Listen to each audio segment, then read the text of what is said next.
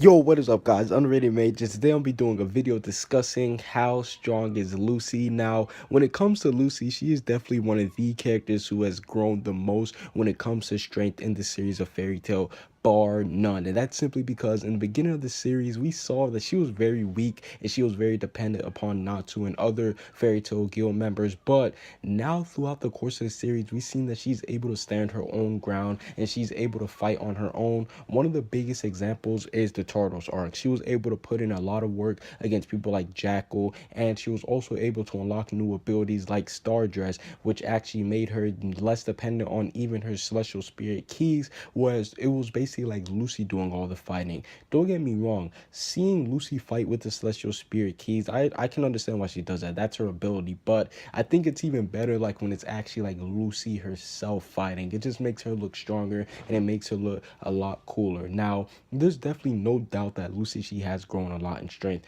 over this series, but recently there's been the talk about where does Lucy rank among strength when it comes to the other top tiers in Fairy Tail. I'm talking about Gildarts, Laxus, Natsu, Urza, Grey, Gagio, Wendy. We already know that there's a huge gap between the top tiers in Fairy Tail and everybody else, and I consider all those people, including Jalal and maybe some other people that might be missing out, as the top tiers. And to be honest, I can put Lucy up there now. Yes, I can confidently put Lucy up there, but here's where it gets a little bit fishy because me, to be honest, and I'm about to name a list of characters. This isn't going to be in exact order, but I have people like Gildarts, Laxus, Natsu, Grey, Urza at the top. Gagio, he's somewhere around the top, but he's at the top, so I'm not gonna lie. Gagio's at the top. So those six and Jalal. So those seven, if you're including Jalal as a member of Fairy Tail, or if you want to include him as a member of Racing Saves. But for the sake of this video, I'm just gonna say he's with the Racing Saves. So